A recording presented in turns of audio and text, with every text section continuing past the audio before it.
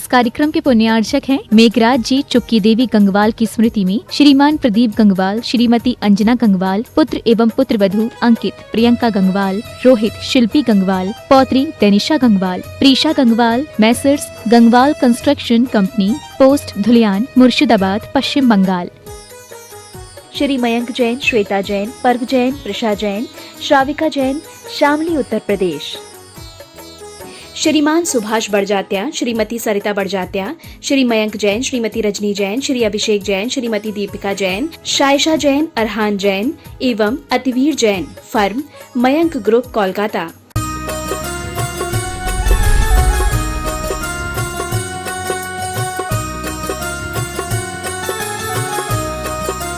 बोले देवादिदेव श्री आदिनाथ भगवान की जय जय जय। गुणैतन के जिनालय के मूल नक्षी चंद्र प्रभु भगवान की जय जय जय। चिंतामणि पार्श्वनाथ भगवान की जय जय जय। संत शिरोमणि गुरुवर आचार्य श्री विद्यासागर जी महाराज की जय जय जय। गुणैतन प्रेता शंका समाधान भावना एक प्रवर्तक जन जन के संत प्रमाणिक संत प्रखर वक्ता बोले परम पूज्य मुनि श्री 108 प्रमाण सागर जी महाराज की। सत्य और संस्कृति का सजा भव्य वितान कदम मिलाकर चल पड़े धर्म और विज्ञान। समाज के गुणात्मक विकास का संदेश देने वाले गुणैतन से हम और आप सायंकालीन वेला में टीवी चैनल का बहुचर्चित विश्वविख्यात संघ का समाधान का कार्यक्रम प्रारंभ करें। उसके पूर्व पारस चैनल, जनवाणी चैनल और प्रमाणिक ऐप के सभी श्रोताओं के साथ साथ यहाँ पर उपस्थित समस्त श्रावक श्राविकाओं का गुणैतन और श्री सेवायतन परिवार हार्दिक अभिनंदन स्वागत करता है। चलते हैं प्रतिदिन की भांति हम और आप परम पूज्य मुनिवर के श्री चरणों में नमन करते हुए आशीर्वाद प्राप्त करेंगे और निवेदन करेंगे संघ का समाधान के कार्यक्रम के लिए दोनों हाथ जोड़ लेंगे, बोलेंगे हे मुनिवर नमोस्तु, हे गुरुवर नमोस्तु, हे मुनिवर नमोस्तु। आइए गुरुवर के आशीर्वाद से हम और आप संघ का समाधान का कार्यक्रम प्रारंभ करें। उसके पूर्व जिन्होंने आज गुणैतन से जुड़ने का सौभाग्य प्राप्त किया है हमारे बीच उपस्थित हैं। सूत्रधार के रूप में श्रीमती जैनमती जी, धर्मपत्नी स्वर्गीय आनंद कुमार जी जैन, श्री सचिन जैन, चंडीगढ़ पंजाब भिंड वाले हमारे बीच उपस्थित हैं। मैं सम्मान से आमंत्रित करूंगा, वे आएंगे मंच पर परम पूज्य मुनिवर के श्री चरणों में नमन करते हुए गुरु वंदना का सौभाग्य प्राप्त करेंगे और उनके सम्मान के लिए मैं आमंत्रित करूंगा गुणैतन परिवार की ओर से श्रीमान कपूर चंद जी कोटा आएंगे, हमारे सम्माननीय सूत्रधार परिवार का सम्मान का कार्यक्रम संपन्न करेंगे। मैं चाहूंगा आप जोरदार ताली बजाकर इनका सम्मान करें। इसी क्रम में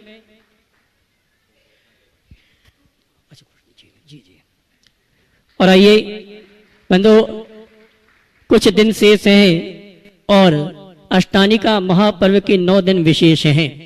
हमारा आपका सौभाग्य है कि तीर्थराज संबे शिखर की तलहटी में स्थित गुणैतन परिसर में सिद्धों की आराधना सिद्ध क्षेत्र में परम पूज्य मुनिवर के सानिध्य में करने का सौभाग्य हमें प्राप्त हो रहा है। वो सौभाग्यशाली परिवार हैं जिन्होंने मंडल प्रनियोजक और सामान्य इंद्रनाणी के रूप में इस अनुष्ठान में सम्मिलित होने का सौभाग्य प्राप्त किया है, लेकिन जो कुछ कारणों से यहाँ पर नहीं आ रहे हैं उनके भी भाव हो रहे हैं घर बैठे साथ ही से पुण्य संचय करने का, और लोगों के नाम आते जा रहे हैं जिन्होंने अपनी ओर से एक दिन की द्रव्य सामग्री के लिए 1,51,000 रुपया, एक दिन की भोजन व्यवस्था के लिए 1,51,000 रुपया, त्यागीवृत्ति भोजन व्यवस्था के लिए 51,000 रुपया की देने की घोषणा की है, और साथ ही पारस चैनल में एक दिन के प्रसारण के लिए भी अपने भाव व्यक्त किए हैं। मैं चाहूंगा ऐसे परिवार के लिए जोरदार ताली बजाकर उनका सम्मान करें। आज हमारे बीच कुछ नाम आए हैं जिन्होंने अपनी ओर से सिद्ध चक्र महामंडल विधान में त्यागीवृत्ति भोजन व्यवस्था और अन्य व्यवस्थाओं में सहयोग प्रदान किया है। नोएडा से श्री अमरचंद जी, मनोरमा जैन परिवार, इन्होंने त्यागीवृत्ति भोजन व्यवस्था के लिए 51,000 रुपए की राशि देने की घोषणा की है। उनके भावों की अनुमोदना के लिए जोरदार ताली बजाएं। सागर से श्रीमती सूरज जी, आशीष जी, इंदु जी, ईशा, इशिता जैन परिवार पूजन द्रव्य सामग्री में 31,000 रुपए की राशि प्रदान की है। इसी क्रम में श्रीमान सहारनपुर से संजीव जैन, शालिनी जैन, इन्होंने द्रव्य अवस्था में 21,000 रुपए की राशि प्रदान की है। और गुणायतन ट्रस्टी हैदराबाद निवासी, इन्होंने गुप्त दान के रूप में 11,000 रुपए की राशि अनुष्ठान में देने की घोषणा की। जोरदार ताली बजाकर इनका सम्मान करें। इसी क्रम में श्रीमान रमेश जी काला, गुणमाला जी काला, इनकी तरफ से परम पूज्य मुनिवर के साहित्य प्रकाशन में भी सहयोग प्राप्त हुआ है। जोरदार ताली बजाकर इनका सम्मान करें। और आइए हमारे बीच में गुणायतन के षोडश संरक्षक श्रीमान विनीत जी गोदा, भोपाल सपत्नीक यहाँ पर उपस्थित हैं। मैं सम्मान से आमंत्रित करूंगा श्रीमान विनीत जी गोदा, वे आएंगे परम पूज्य मुनिवर के श्री चरणों में नमन करते गुरु वंदना का। श्रीमान विनीत जी गोदा सपत्नीक मंच पर आए और परम पूज्य मुनिवर के श्री चरणों में नमन करते हुए गुरु वंदना का सौभाग्य प्राप्त करेंगे। और उनके सम्मान के लिए मैं सम्मान तहत आमंत्रित करूंगा हमारे गुणायतन के प्रशासक महोदय श्रीमान सिद्धार्थ जी और गुणायतन की मंत्री श्रीमती चंद्रकला जी पाटनी रांची, ये आएंगे। सम्मानी विनीत जी गोदा भोपाल, उनका सम्मान का कार्यक्रम संपन्न करेंगे। जोरदार ताली बजाकर इनका सम्मान करें। आयशा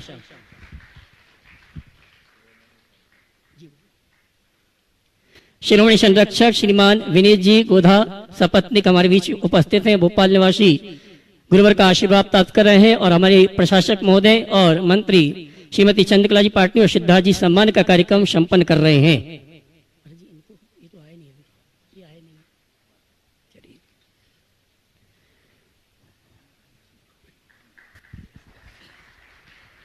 और आइए चलते हैं ऑनलाइन शंकाओं के माध्यम से शंका समाधान का कार्यक्रम हम और प्रारंभ करें। उसके पूर्व आप सभी से कहना चाहूंगा, विशेष रूप से जो इस कार्यक्रम को देख और सुन रहे हैं, अगर आप इस अनुष्ठान में सम्मिलित होने का सौभाग्य प्राप्त नहीं कर पाए तो घर बैठे यहाँ पर जो योजनाएं विधान के समय संचालित की जाएंगी उनमें सहयोग प्रदान करके आप घर बैठे साथी से पुण्य का संचय कर सकते हैं। जिनके भी भाव बनते हैं पारस चैनल, जनवाणी चैनल और प्रमाणिक ऐप में जो नंबर चल रहे हैं उन नंबरों में संपर्क करके आप घर बैठे ये साथी से पुण्य का संचय कर सकते हैं। और आइए चलते हैं हम और आप ऑनलाइन शंकाओं के माध्यम से आज के शंका समाधान के कार्यक्रम को प्रारंभ करेंगे। श्रीमती ओगम लता गंगवाल ट्रस्टी गुणायतन मदनगंज किशनगढ़ अजमेर से आपके श्री चरणों में नमन करते हुए शंका कर रही हैं। मुनिवर, मैंने कहीं पढ़ा है कि आईने की कीमत हीरे से बहुत कम है, लेकिन हीरे पहनने वाले आईना ही देखते हैं। महाराज जी, इन वाक्यों से हमें क्या शिक्षा मिलती है? कृपया समाधान करें। बहुत अच्छा वाक्य। आईने की कीमत हीरे से बहुत कम है, लेकिन हीरा पहनने वाले लोग आईना ही देखते हैं। दरअसल इसका अर्थ यही है कि हमारा मूल्य उनसे ही बढ़ता है जिनको हम मूल्यहीन समझते हैं। आज जो अपने आप को उच्च मानता है वो उन्हीं के आगे अपने आप को उच्च मानता है जिनको तुच्छ समझता है। तुच्छों ने तुम्हें उच्चत्व का अस्तित्व दिया है। दूसरे शब्दों में कहूं, अंधेरा ही उजाले को अस्तित्व देता है। अंधेरा ही उजाले को अस्तित्व देता है। लेकिन यह विडंबना है कि उजाला हमेशा अंधेरा पर प्रहार करता है।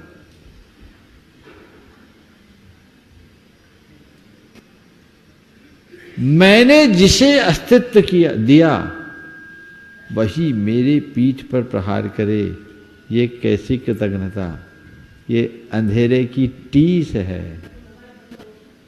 मनुष्य जीवन की सच्चाई को जिस दिन जान लेगा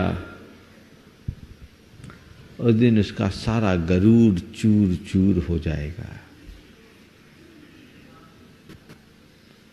ऊंचे पहाड़ का अस्तित्व तभी है जब बाजू में खाई है।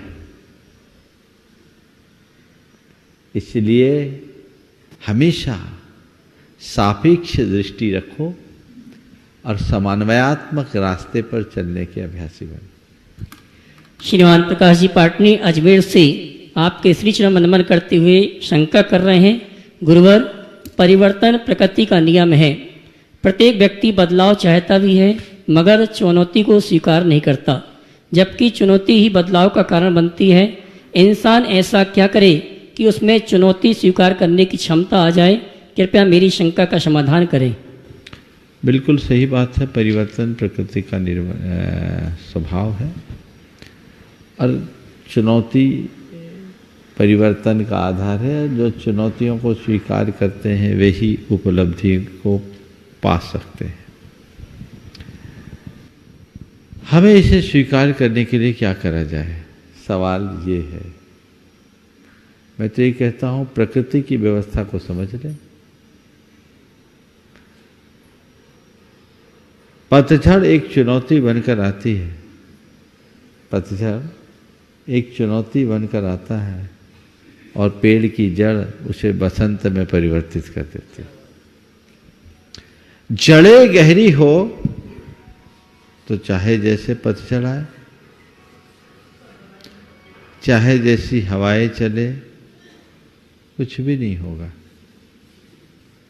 लेकिन जिसकी जड़ें सूखी हो उसे कितना भी सींचो, सूखने से कोई रोक नहीं सकता। तुम्हारे जीवन में चाहे जो कुछ घट जाए, निष्ठा को जीवंत रखो। और जो मनुष्य निष्ठावान होता है वो बड़ी सी बड़ी चुनौती को बहुत सहजता से झेलता है और अपनी कुशलता से उसे उपलब्धियों में परिवर्तित कर डालता है। अगला। इंदौर मध्य प्रदेश से महेंद्र जी पत्रकार आपके श्री चरणों में नमन करते हुए शंका कर रहे हैं। गुरुदेव, परेशानियां जीवन का हिस्सा हैं, जिससे इस पर कदम रखे वह आगे बढ़ गए और जिन्होंने परेशानियों को सिर पर बैठा लिया वह रुक गए। महाराज जी, परेशानियां और समाधान दोनों इस दिमाग के दो पहलू हैं। इनमें कौन सा फार्मूला हो जो जीवन का नया लक्ष्य दे सके? परेशानियों पर जिनने कदम रखा वो आगे बढ़ गए और परेशानियों को जिनने सिर पर रखा वो पिछड़ गए। बहुत अच्छा बात। आपने नीचे की लाइन क्या बोली? परेशानियां और समाधान दोनों इस दिमाग के दो पहलू हैं। इनमें कौन सा फार्मूला हो जो जीवन को नया लक्ष्य दे सके? देखिए, बहुत अच्छी बात। दो दृष्टियां हैं और दोनों दृष्टियां अलग अलग परिणाम देती है। विफल व्यक्ति वे हैं जिनके सामने परेशानियां होती हैं और सफल व्यक्ति वे हैं जिनके सामने समाधान होता है। कुछ लोग हैं जो हमेशा समस्याओं को देखते हैं, पर कुछ लोग हैं जो समाधान का रास्ता खोलते हैं। बिना परेशानी के तो आगे कोई बढ़ ही नहीं सकता। आएंगी, उनका सामना करो और दृष्टि समाधान के ऊपर रखो, चाहे कितनी भी बड़ी समस्या हो, कितनी भी बड़ी समस्या क्यों ना हो। हर समस्या का कोई ना कोई समाधान है। एक लक्ष्य बना लीजिए कि मुझे केवल सॉल्यूशन ढूंढना है, प्रॉब्लम नहीं। जिनका आत्मविश्वास से प्रगाढ़ होता है, जिनकी सोच सकारात्मक होती है, वे समाधान का रास्ता ढूंढते हैं। न केवल समाधान का रास्ता ढूंढते हैं अपितु समाधान पा जाते हैं। लेकिन जिनका आत्मविश्वास कमजोर और सोच नकारात्मक हो, वो हर समाधान में भी समस्या देख लेते। सोच को बदलिए। महापुरुषों के जीवन को देखिए, उनके जीवन में कितने बड़े बड़े झंझावात आए, लेकिन उन घड़ी में भी वे आगे बढ़े।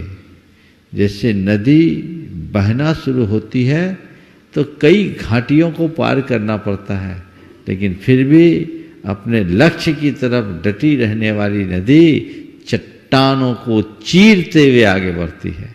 तो ऐसा हर कोई कर सकता है यदि उसकी दृष्टि उसके लक्ष्य के प्रति हो, सोच सकारात्मक हो, आत्मविश्वास गहरा हो, तो व्यक्ति बहुत आगे बढ़ सकता है।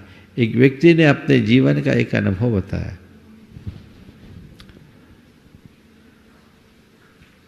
उन दिनों जब अराजकता का माहौल था इस प्रदेश में, एक नक्सली एरिया था। रात में गाड़ियों को रोक लिया गया। काफी लंबी लाइन लग गई, लोग घबरा गए। गाड़ी रोक ली गई है, अब हमारा क्या होगा? स्वाभाविक है, इतनी बड़ी समस्या जहां सामने से मौत आकर नृत्य कर रही हो तो घबराना स्वाभाविक है। तो उन सज्जन ने कहा कि अब हमने एक ही बात देखा कि संकट तो सामने आ ही गया है, घबराने से तो कुछ होगा नहीं, कुछ मत करो, भगवान का नाम लो, देखते हैं जो होगा सो होगा, जो सबका होगा सो हमारा होगा, कोई ना कोई रास्ता तो निकलेगा ही।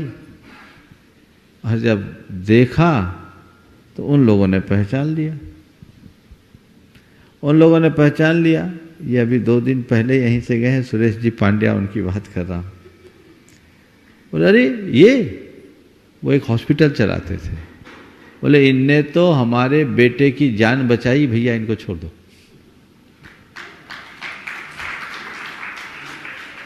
हमारे बेटे की जान बचाई, हमको छोड़ दो। छोड़ दिया, रास्ता भी मिला, घबराहट भी नहीं हुई। दूसरे लोग, प्रायः लोग समस्याओं के सामने आने पर समस्या से कम समस्या के डर से ज्यादा मरते हैं। समाधान होगा। जब भी कोई समस्या सामने आए थोड़ा धैर्य रखना सीखिए, समाधान मिले। और आइए चलते हैं यहाँ पर उपस्थित श्रावक श्राविकाओं की शंकाओं के माध्यम से शंका समाधान के कार्यक्रम को प्रारंभ करेंगे। और प्रथम शंका लेके आ रहे हैं श्रीमान मिलन जी, नीलम जी, अध्यक्ष दिगंबर जैन समाज सिवनी, और उसके बाद तैयार रहेंगे श्रीमान सुरेश जी, अनीता जी, इंदौर। जिनकी छत्र छाया तले हम सभी विराजमान हैं, ऐसे सरस्वती पुत्र बाशल मूर्ति मुनि प्रमाण सागर जी महाराज के चरणों में मेरा, मेरे परिवार और सिवनी जैन समाज का कोटिशः नमन नमन नमन। हे गुरुवर, एक प्रश्न काफी दिनों से मन में हलचल मचाए था और आज आपके पास आई। सुबह आपके दर्शन किए तो लगा कि जरूर मेरी शंका का समाधान हो जाएगा। गुरुवर, सिवनी पाठशाला में संचालिका के कार्य पर अपनी मानवीय सेवा देती हूँ, लेकिन जब अपने ही निकट के रिश्तेदार बोलते हैं, अरे ये पाठशाला जैसी छोटी मोटी संस्थाओं से क्यों जुड़ी हो, तुम्हें तो चैरिटी या क्लब के मेंबर होना चाहिए। मन में बहुत ही पीड़ा होती है, लेकिन मैं चुप रहती हूँ। मेरा ये चुप रहना मेरी कायरता है या समझदारी? गुरुवार मेरी शंका का समाधान देखिए, बहुत अच्छी बात आपने रखी है। कई लोगों की ऐसी सोच है जो पाठशाला के संचालन जैसे कृत्य को एक छोटे मोटे कार्य के रूप में देखते हैं। मैं समझता हूँ उनने जीवन की वास्तविकता को ही नहीं समझा। वस्तुतः पाठशाला कोई साधारण कार्य नहीं, पाठशाला तो संस्कार गढ़ने की टकसाल है। चैरिटी तो बच्चा तभी कर पाएगा जब जन्म से उसको चैरिटी के संस्कार मिलेंगे। केवल चैरिटेबल संस्था से नामजद होने से कुछ नहीं होगा। हमारे जीवन में कुछ भी घटेगा वह तभी घटेगा जब हमारे संस्कार गढ़ेंगे। तो कोई ऐसा बोले तो उनसे एक ही उत्तर दो, आप चैरिटेबल संस्था को चलाओ और मैं चैरिटेबल संस्था को बनाने वाले लोगों को बनाने में अपना जीवन लगाऊं। अगर नीचे का काम नहीं होगा तो ऊपर का काम कौन कर सकता? कोई नहीं कर सकता। इसलिए हमें नीचे से ऊपर चलने की कोशिश करनी चाहिए और ऐसे लोगों की बातों को सिरे से नकार देना चाहिए। महाराज जी नमोस्तु। श्रीमान सुरेश जी, अनीता जी, इंदौर, उसके बाद तैयार रहेंगे श्रीमान संतोष जी सेठी, सरिया। त्रिवार नमोस्तु महाराज श्री।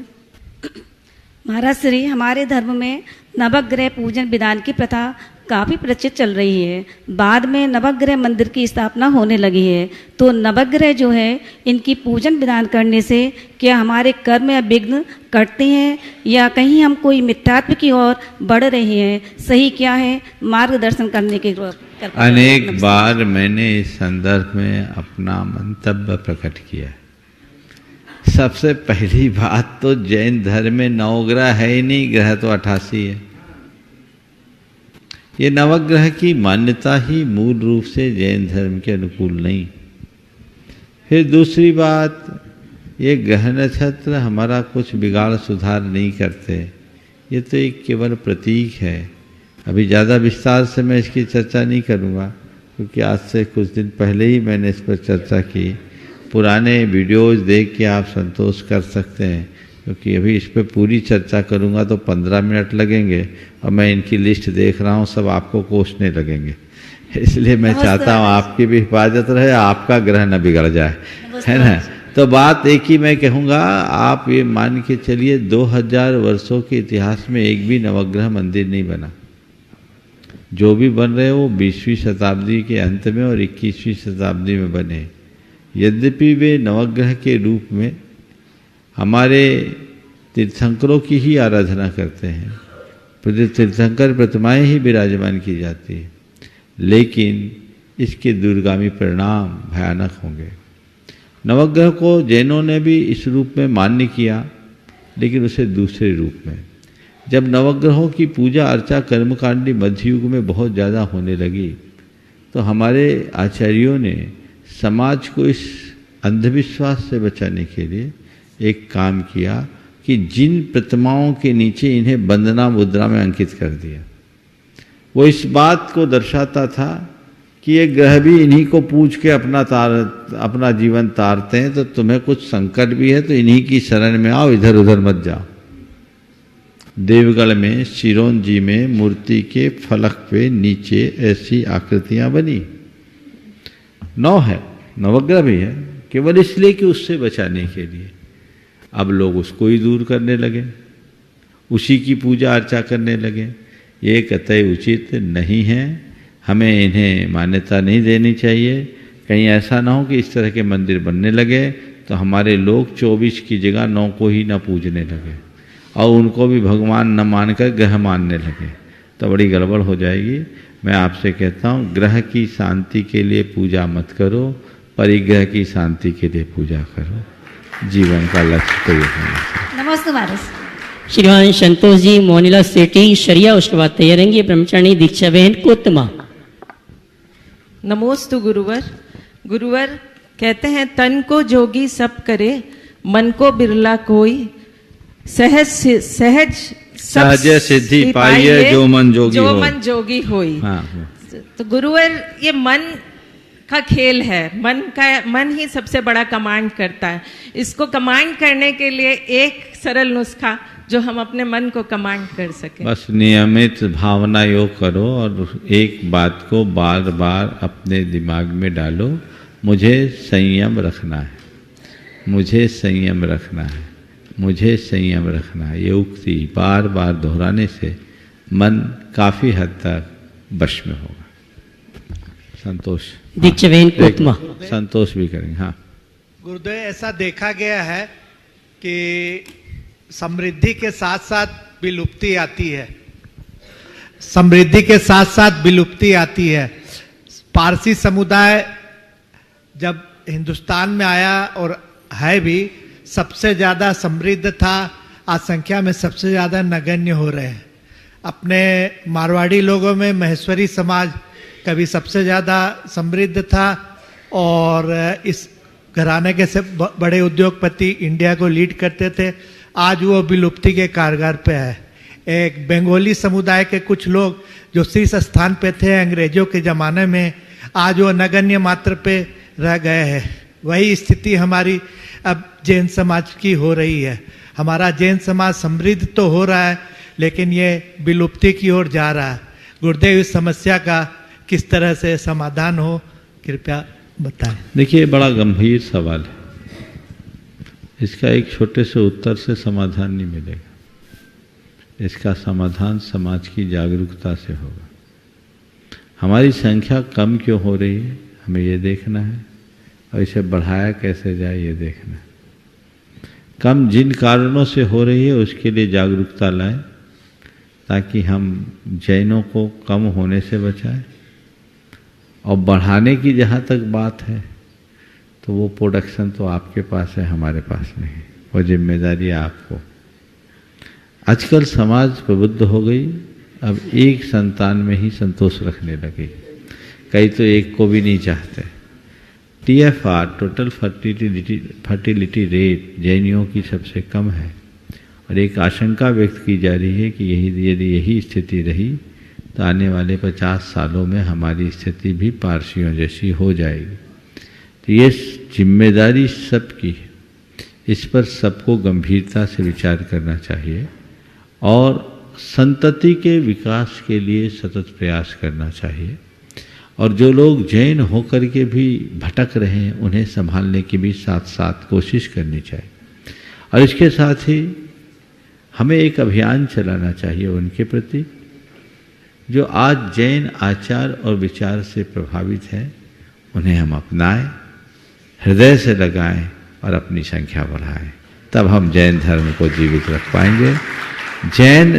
जैनत्व जब तक रहेगा तभी तक जैन धर्म रहेगा। हमें इसमें अपना हृदय खुला रखना होगा, चिंतन को उदार बनाना पड़ेगा। कट्टरता हमेशा समाज की समृद्धि को रोकती है, और हमारी इस कट्टरता ने ही हमारी संख्या को कम किया है। एक जमाने में जैन भारत के बहुसंख्यक लोग थे, आज उन्हें अल्पसंख्यक का दर्जा, और सच्चे अर्थों में देखा जाए तो अत्यल्पसंख्यक होते जा रहे हैं। तो कहीं ऐसा ना हो कि हमारा अस्तित्व ही मिटे, इसलिए इस अभियान की एक विस्तृत कार्य योजना होनी चाहिए और काम करना चाहिए।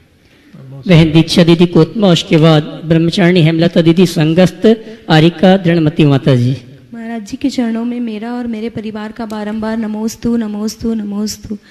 महाराज जी, जब कोई कार्य करते हैं या उसका लक्ष्य बनाते हैं तो वह कार्य पूर्ण नहीं होता है तो बहुत परेशान होते हैं, छोटी छोटी बातों में परेशान होने लगते हैं। उस परेशानी से कैसे बचे महाराज जी?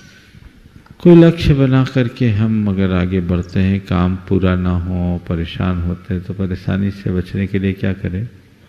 एक बड़े लक्ष्य को कई छोटे लक्ष्यों में बांट दो। जैसे उदाहरण देता हूँ, पहाड़ चढ़ना है, 9 किलोमीटर चढ़ना है, कैसे चढ़ेंगे? बड़ा भारी है, बड़ी चढ़ाई है। तय करो मुझे 9 किलोमीटर चलना नहीं है। क्या करना है? पहले कलिकुंड तक जाना है, फिर अब काठपुल तक जाना है, फिर गंधर नाला तक जाना है, फिर शीतल नाला तक जाना है, फिर चोपड़ा कुंड जाना है, फिर गंधर टोक जाना है। जब हम बड़े लक्ष्य को छोटे लक्ष्यों में बांट देते हैं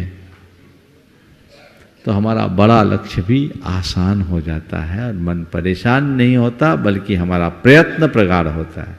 समझ गए? तो चलो इतना नहीं, हम 100 मील चलने का लक्ष्य लेकर चले थे, कोई बात नहीं, 10 मील तो चले। अगर ये स्थिति हम अपनाते हैं तो हमारी सारी दुविधाएं बहुत आसानी से दूर हो सकती हैं। और आइए चलते हैं शंका समाधान के कार्यक्रम में। अगली शंका का समाधान प्राप्त करें, उसके पूर्व हमारे बीच गुणायतन ट्रस्टी श्रीमान राकेश जी दिल्ली हमारे बीच उपस्थित है। मैं सम्मान से आमंत्रित करूंगा, सपरिवार वे आएंगे, परम पूज्य मुनिवर के श्री चरण नमन करते हुए गुरु वंदना का सौभाग्य प्राप्त करेंगे। और उनके सम्मान के लिए मैं आमंत्रित करूंगा गुणायतन ट्रस्टी इंदौर निवासी श्रीमान सुनील जी बिलाला, वे आएंगे, हमारे सम्मानी राकेश जी दिल्ली उनका सम्मान का कार्यक्रम संपन्न करेंगे। और इसी क्रम में जी हरिद्वार से हमारे गुणायतन परिवार के गुणायतन ट्रस्टी श्री रवि कुमार जी, अशोक मनोज कुमार जी हमारे बीच उपस्थित हैं, मैं उनको भी आमंत्रित करूंगा, सब परिवार वे आएंगे और परम पूज्य मुनिवर के श्री चरण नमन करते हुए गुरु वंदना का सौभाग्य प्राप्त करेंगे। हमारे बीच में राकेश जी दिल्ली गुणायतन ट्रस्टी उपस्थित हो रहे हैं, जोरदार ताली बजाकर उनका सम्मान करें, सब परिवार आएंगे। आइए साहब, श्रीमान रवि जी हरिद्वार गुणायतन ट्रस्टी हमारे बीच उपस्थित हैं जी।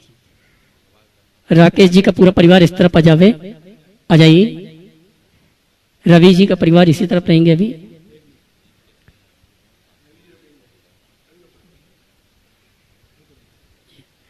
आ जाइए। राकेश जी का सम्मान का कार्यक्रम चल रहा है, जोरदार ताली बजाकर इनका सम्मान करें। और सम्मान के इसी क्रम में मैं आमंत्रित करूंगा हरिद्वार से हमारे बीच में गुणायतन ट्रस्टी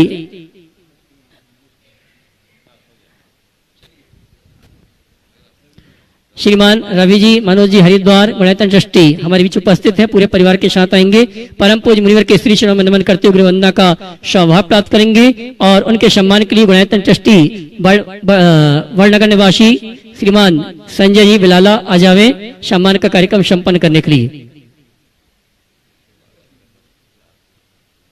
जी और आइए आगे मैं आमंत्रित करूंगा श्रीमान आशीष जी जैन को, वे आएंगे परम पूज्य मुनिवर के श्री चरण में नमन करते गुरुवंदना का सौभाग्य प्राप्त करेंगे और उनके सम्मान के लिए मैं आमंत्रित करूंगा उदयपुर निवासी श्रीमान कुंतु कुमार जी, वे आएंगे हमारे सम्माननीय श्रीमान आशीष जी जैन का सम्मान का कार्यक्रम संपन्न करेंगे। मैं चाहूंगा आशीष भाई के लिए जोरदार ताली बजाकर इनका सम्मान करें। आइए मैं सम्मान सहित सपत्नीक आमंत्रित करूंगा। माता श्री माता जी यहाँ पर उपस्थित है, क्षमा करना जी। श्रीमान आशीष जी हमारे बीच उपस्थित हैं अपनी माता श्री के साथ, मैं सम्मान से आमंत्रित करूंगा वे यहाँ परम पूज्य मुनिवर के श्री चरणों में नमन करते हुए गुरुवंदना का सौभाग्य प्राप्त करें। और ऐसे व्यक्तित्व के लिए जोरदार ताली तो बजाइए आप। और इनका सम्मान कर रहे हैं हमारे सम्मानीय कुंतु कुमार जी उदयपुर। और आइए संघ का समाधान की अगली शंका लेकर आ रहे हमारे श्रीमान आशीष जी, उसके बाद तैयार रहेंगे ब्रह्मचारी राकेश जी कटंगा, पप्पू भैया पनागर। नमस्ते महाराज जी, मैं आशीष जैन पुणे से। मेरा एक प्रश्न था, जैन धर्म, इसमें जो धर्म की परिभाषा अगर ग्रंथों में ढूंढने जाएंगे तो अपने को मिलता है वस्तु स्वभावो धम्मो, वस्तु का जो स्वभाव है वही धर्म है। तो इसके अनुसार जो उदाहरण लीजिए कि आत्मा का जो धर्म है वो चैतन्य है, चैतन्य स्वभाव, तो उसका चैतन्य स्वभाव ही उसका धर्म है। तो जैन धर्म इसका जो परिप्रेक्ष्य है वो आत्मा का स्वभाव ही है, ऐसा हमें समझ में आया जो हमने स्वाध्याय किया। लेकिन अब वर्तमान में देखा जाए तो दान, पूजा, गुरुपास्थि, स्वाध्याय, संयम, तप जो श्रावक के षट आवश्यक हैं वो कर रहे हैं, ठीक है, वो पुण्य की क्रियाएं ज़्यादा लगती है। महाराज पूरा प्रश्न हाँ। थोड़ा सा तो पुण्यार्जन का हम निषेध नहीं करते क्योंकि पुण्य फला अरहंता महाराज जी, तो उससे भी पुण्य का निषेध बिल्कुल नहीं है। लेकिन जो धर्म को मान के पुण्य की क्रियाएं होती है तो धर्म और पुण्यार्जन दोनों में समन्वय कैसे बिठाएं महाराज? बहुत अच्छा। पहले तो मैं चाहूँगा एक बार जोरदार करतल ध्वनि से आशीष भाई का अभिनंदन करें। ये युवा स्वाध्यायशील और एक जागरूक युवा है, इनके प्रश्न से ही सब बातों का अंदाज लगता है।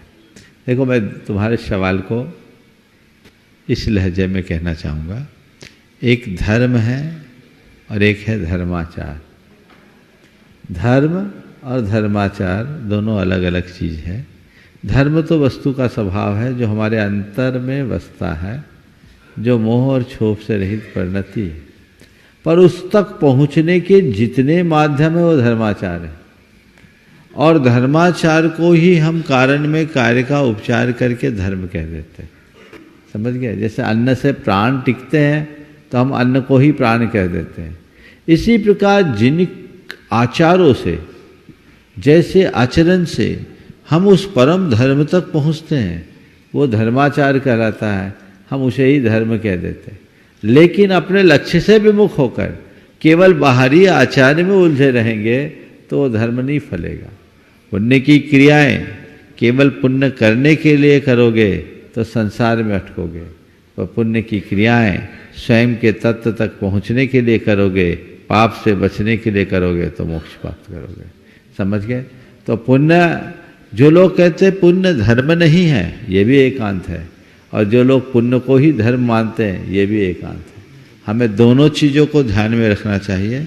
केवल पुण्य के लिए पुण्य करोगे तो संसार में अटकोगे, लेकिन पुण्य को अपना एक माध्यम मानकर तत्व को ध्यान में रख करके पुण्य का काम करोगे तो संसार से तरोगे। यही शुभोपयोग को कथनचित धर्म कहने का प्रयोजन। नमस्ते। ब्रह्मचारी राकेश जी कटंगा, पप्पू भैया पनागर अगली शंका के साथ यहाँ पर उपस्थित होंगे और मैं चाहूँगा हमारे पप्पू भैया जी का सम्मान करने के लिए आदरणीय कुंतु कुमार जी उदयपुर आएंगे। गुणायतन परिवार की ओर से सम्मान का कार्यक्रम संपन्न करेंगे और अगली शंका आपकी ओर से उसके बाद आमंत्रित करूंगा।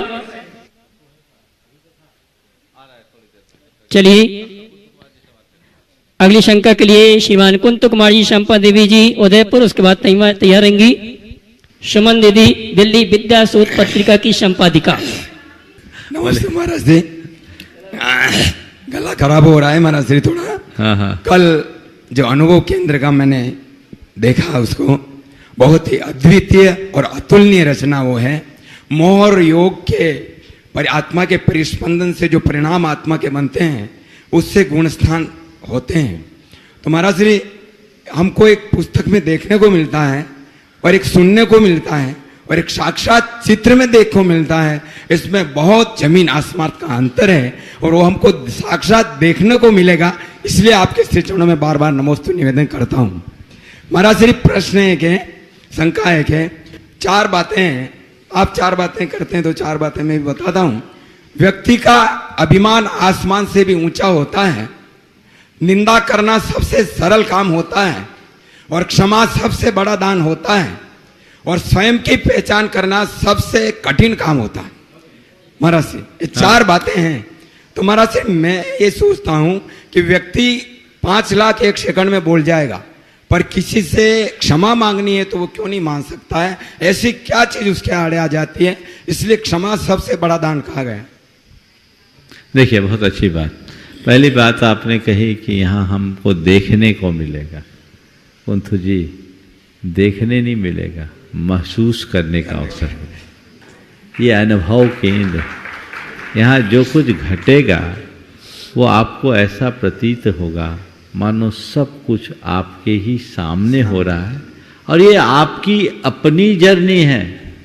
इससे जीवन का एक जबरदस्त रूपांतरण होगा। हमारी यही कोशिश है कि इस अनुभव केंद्र में आने के बाद लोगों को एक नई अनुभूति मिले और वो अपने जीवन की दिशा तय कर सके। आपने पूछा क्षमा क्यों नहीं कर सकता? क्षमा करने में बाधा केवल हमारे अहम की है।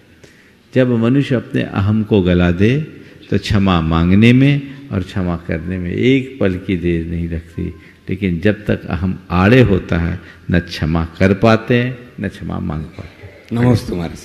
विद्या शोध पत्रिका की संपादिका बहन सुमन दीदी दिल्ली, उसके बाद गुणायतन ट्रस्टी हरिद्वार से श्रीमान रवि कुमार मनोज कुमार जी परिवार की ओर से श्रीमती मीना जी, महिला मंडल हरिद्वार, सभी एक साथ, हरिद्वार के सभी यात्री एक साथ।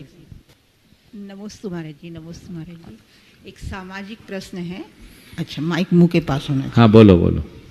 सामाजिक प्रश्न है, जिस बात का या विषय का कोई लेना देना नहीं है, ना सर है ना पैर है। जैसे बुंदेलखंडी एक कहावत है कि धजी का सांप तो बनता है और बिना धजी के सांप नहीं बनता है। यदि बिना धजी के सांप बन जाए तो उसमें मध्यस्थता रखनी चाहिए या फिर अपने बल का प्रयोग करना चाहिए, पावर का प्रयोग करना चाहिए? मतलब देखिए धजी का सांप बनता है या बिना धजी के सांप बनता है, कुछ भी बनता है तो हमें एक बार देखना चाहिए। धजी का सांप बना है बनने दो, बिना धजी का सांप बन रहा है बनने दो, बशर्ते वो सांप जहर न फैलाए। अगर सांप जहर फैला रहा है तो मैं हिंसा परक शब्दों का प्रयोग तो नहीं कर सकूंगा, लेकिन ऐसे सांप को बिल के भीतर सुरक्षित रखने का प्रयास करना चाहिए। हाँ वो बिल से बाहर निकलेगा तो खतरनाक हो जाएगा। आजकल बहुत सारे ऐसे सांप पलने लगे हैं जो जहर फैला रहे हैं बिना मतलब का। उससे समाज का पूरा परिवेश दूषित होता है। हमें ऐसी बातों के प्रति बहुत सजग और सावधान रहने की आवश्यकता है। श्रीमान रवि कुमार जी, मनोज कुमार जी, ट्रस्टी गुणायता हरिद्वार सभी यात्रियों के साथ उसके बाद तैयार रहेंगे श्रीमणी संरक्षक विनीत जी गोधा, भोपाल सपत्निक। प्रमाण सागर महाराज की जय। महाराज जी, मेरा ये प्रश्न है कि तीर्थंकर भगवान के समूह शरण में जो भी सामान्य केवली होते हैं, क्या उनकी वाणी खिरती है? नहीं, तीर्थंकर भगवान के समूह शरण में रहने वाले केवलियों की वाणी खिरने का कोई प्रसंग नहीं आता। वहाँ तो भगवान की ही वाणी खिरती है। और सामान्य केवली की वाणी दिव्य ध्वनि कैसे खिरती है महाराज जी? सामान्य केवली अपनी गंध कुटी में अपना जो उपदेश देते हैं उसे दिव्य ध्वनि के रूप में कहते हैं। नमस्ते। श्रीमणी संरक्षक श्रीमान विनीत जी गोधा, भोपाल उसके बाद तैयार रहेंगे आदरणीय पंडित महेश जी शास्त्री, सतना। गुरुवर के चरणों में मेरा, मेरे परिवार का बारंबार नमोस्तु नमोस्तु नमोस्तु। गुरुवर, आजकल धर्म और धार्मिक स्थलों का राजनीतिकरण किया जा रहा है, जिससे सांप्रदायिकता और सांप्रदायिक हिंसा फैल रही है। इन्हें रोकने के लिए आपका संदेश और मार्गदर्शन चाहिए। इसका एक ही उपाय है, हम धार्मिक चेतना के साथ आध्यात्मिक चेतना का विकास करें। जब धर्म के साथ अध्यात्म जुड़ता है तो वो आत्मस्पर्शी हो जाता है। ऐसे व्यक्ति धर्माग्रही नहीं होते हैं, धर्मनिष्ठ होते हैं। और जो लोग अध्यात्म से शून्य होते हैं वे केवल धार्मिक क्रियाएं करते हैं, वे धर्माग्रही हो जाते हैं, धर्मनिष्ठ नहीं। उनकी मानसिकता सांप्रदायिक बन जाती है, कट्टरता की। हमें इस कट्टरता से समाज को दूर करने का उपक्रम करना चाहिए और एक ऐसी आध्यात्मिक चेतना जगानी चाहिए जिसमें व्यक्ति के हृदय में सहिष्णुता, सरलता, सकारात्मकता जैसे उदात्त गुण विकसित हो, जिससे बंधुत्व के मूल्यों को आत्मसात करके जिया जा सके। श्रीमान पंडित महेश जी शास्त्री, सतना उसके बाद तैयार रहेंगे श्रीमान सुनील जी वलाला, गुणायतन ट्रस्टी, इंदौर। पूज मुनीश्री के चरणों में त्रैवार बारंबार नमोस्तु नमोस्तु नमोस्तु। महाराज श्री, एक हमारी जिज्ञासा है जो जीवन से संबंधित है।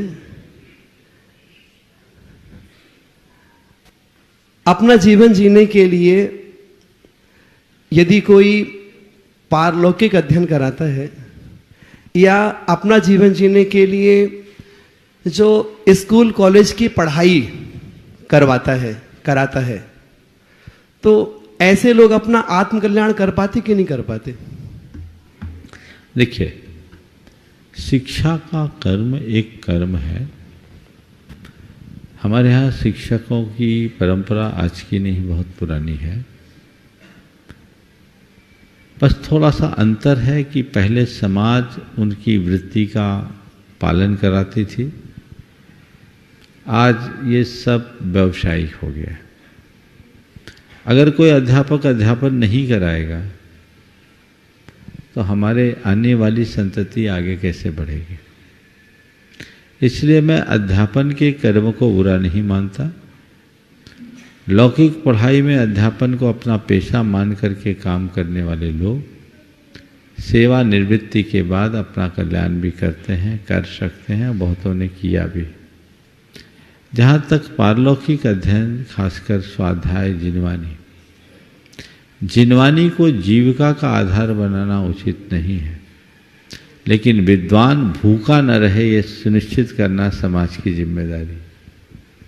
कोई विद्वान यदि हमें ज्ञान दान दे रहा है तो समाज को उसके प्रति कृतज्ञता और भरा भाव रखना चाहिए, उसका आभारी बनना चाहिए और उसे इतना प्रश्रय देना चाहिए कि वो खुद तो ठीक है, आने वाली पीढ़ियों को भी इस कार्य में लगा सके। जिस समाज में विद्वानों की मान्यता होती है वो समाज फलती फूलती है, और जिस समाज में विद्वान उपेक्षित हो जाते हैं उस समाज की उन्नति वहीं रुक जाती है। तो उन्नति रुकनी नहीं चाहिए, हमारी समाज फलते फूलते रहे।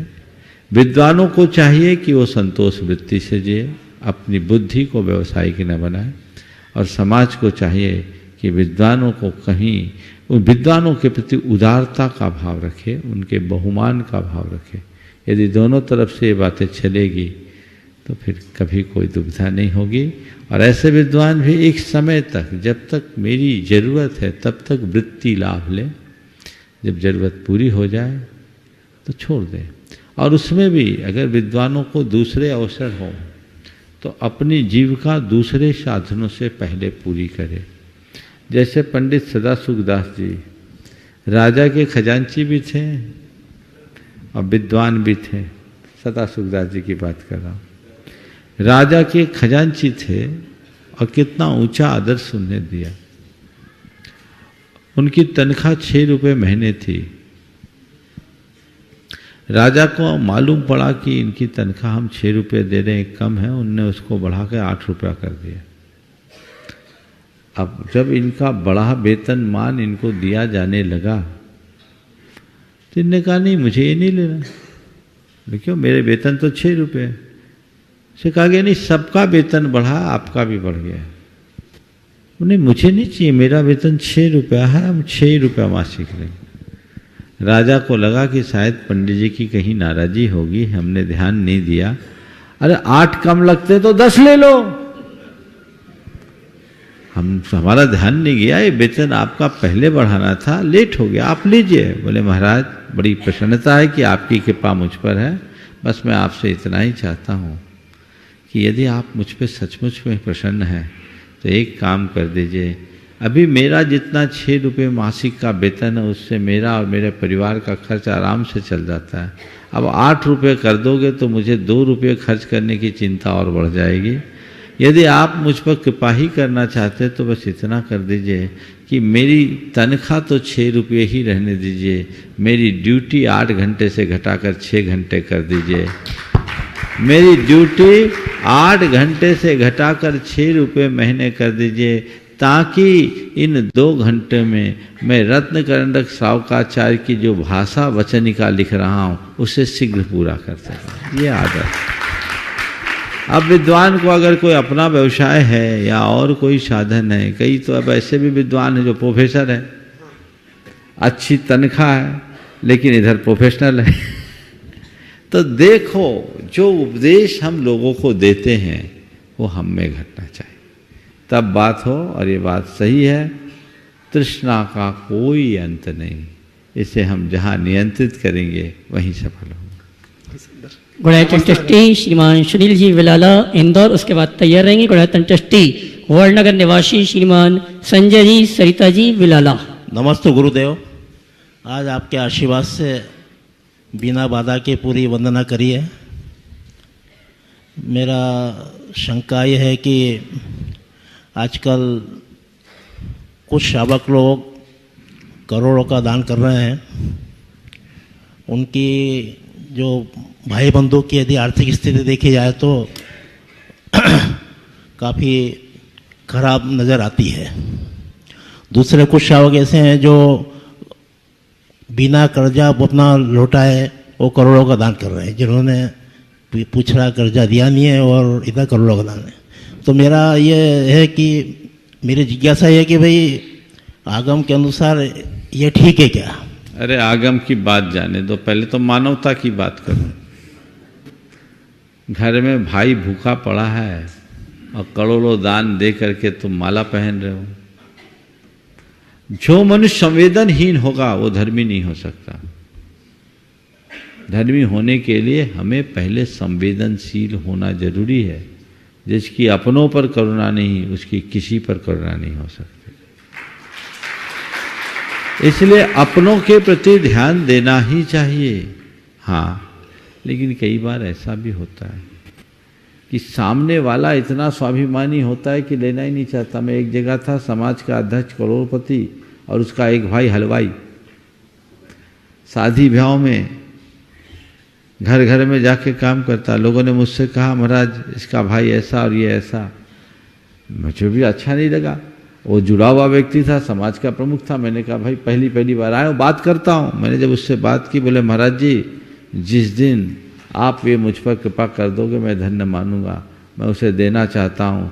तो कहता करोड़पति होंगे तो तुम अपने लिए, मेरे को बाबूजी ने जितना दिया मेरे भाग में जितना मिल जाएगा, मुझे किसी के आगे हाथ फैलाने की जरूरत। और सुनो उस व्यक्ति का कैसा भाग्य तेरा, 2016 की बात मैं कर रहा हूँ, 17 की, और आज वो आदमी, उसका बेटा IIT पास आउट होकर के एक बढ़िया पैकेज के साथ मल्टीनेशनल कंपनी में काम कर रहा है, और बेटे ने हलवाईगिरी छुड़वा दी, लेना भी नहीं पड़ा।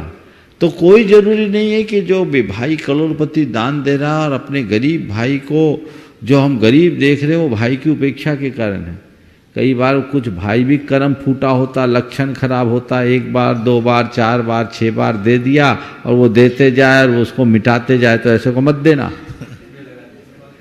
बर्बाद करने वाले को मत देना, भूल कर मत देना, ये करुणा नहीं है।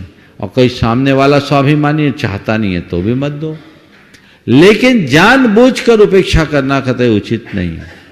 दूसरी बात, कर्जदार व्यक्ति को दान देने से पहले अपना कर्ज चुकाना चाहिए। ये तो दिखावे में लोग दे रहे हैं और समाज में अपनी पहचान बना रहे हैं और दूसरों की हाय ले रहे हैं, ये कतई उचित नहीं। मैं भी ऐसे लोगों को जानता हूँ जिनने अनेक विधवाओं तक के पैसे दबा रखे हैं और दान पुण्य के क्षेत्र में आगे आते हैं। दान उनका अच्छा है, लेकिन उससे पहले उनका कर्तव्य होना चाहिए। जिनसे तुमने लिया है पहले उसे चुकाओ। जीवन में एक सिद्धांत बनाना, कभी ऋण लेना नहीं, और ऋण लिया है तो चुकाने में विलंब करना नहीं। नमस्ते गुरु। बुढ़ायतन ट्रस्टी श्रीमान संजय जी विलाला वड़नगर, उसके बाद सम्मान सहित आवाज दूंगा ब्रह्मचारी राकेश जी कटंगा, पप्पू भैया पनागर अगली शंका के लिए, और उनके सम्मान के लिए श्रीमान कुंतु कुमार जी उदयपुर।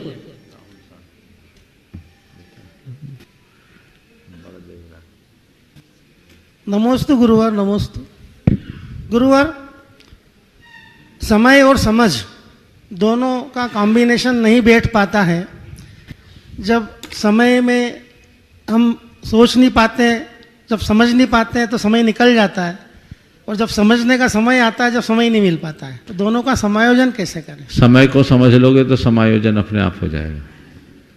समय और समझ में समायोजन उन्हीं को नहीं होता जिनको समय की पहचान नहीं है। तुम्हें पता है कि समय बीतने के बाद लौटेगा नहीं, तो समझ अपने आप आ जाएगी। इतनी ही समझ तो जीवन की समझ बदल देती है। आगे हाँ, श्रीमान ब्रह्मचारी राकेश जी कटंगा, पप्पू भैया पनागर, उनके सम्मान के लिए आमंत्रित करूंगा श्रीमान कुंतु कुमार जी उदयपुर, और सम्मान के पश्चात शंका रखेंगे राकेश भैया, और उसके बाद तैयार रहेंगे श्रीमान राहुल जी शास्त्री।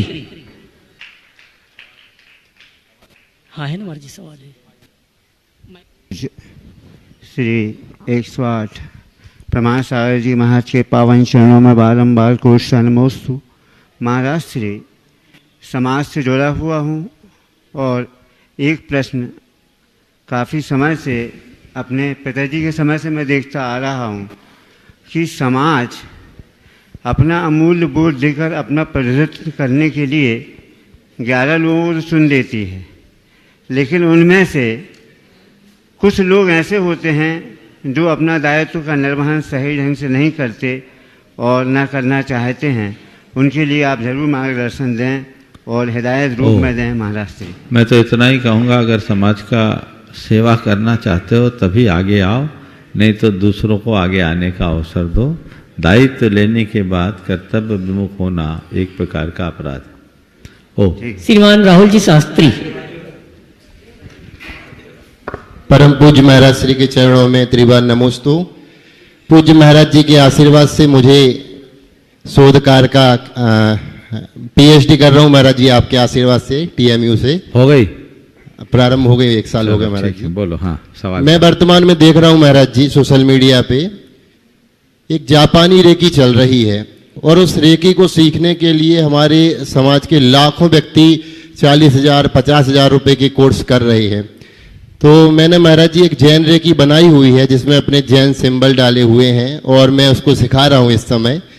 और बहुत सारे लोग जब वो जापानी रेकी सीख रहे हैं उसके बाद वो बीमार पड़ रहे हैं, बहुत सारी बीमारियां आ रही हैं, तो क्या ये ठीक है महाराज जी? मैं कहता हूँ रेकी सीखो या न सीखो, नेकी सीखो तो कोई रेकी की जरूरत ही नहीं। जीवन में नेकी सीखो, आज नेकी की जरूरत है रेकी से ज़्यादा। और मैं तो ये कहता हूँ केवल भावना योग करो, रेकी से भी ज़्यादा लाभ मिलेगा और लोग लाभान्वित हो रहे हैं। वो एक अनुभव सिद्ध प्रयोग है।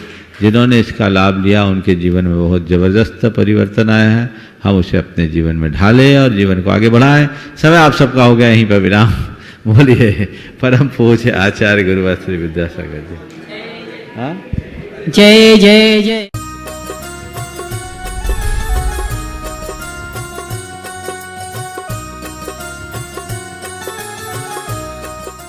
इस कार्यक्रम के पुण्यार्चक थे मेघराज जी चुक्की देवी गंगवाल की स्मृति में श्रीमान प्रदीप गंगवाल, श्रीमती अंजना गंगवाल, पुत्र एवं पुत्र वधू अंकित, प्रियंका गंगवाल, रोहित, शिल्पी गंगवाल, पौत्री Tanisha Gangwal, Preesha Gangwal, messrs Gangwal construction company, post Dhulian, Murshidabad, Paschim Bengal.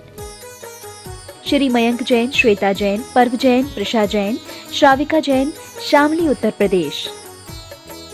श्रीमान सुभाष बड़जात्या, श्रीमती सरिता बड़जात्या, श्री मयंक जैन, श्रीमती रजनी जैन, श्री अभिषेक जैन, श्रीमती दीपिका जैन, शायशा जैन, अरहान जैन एवं अतिवीर जैन, फर्म मयंक ग्रुप, कोलकाता।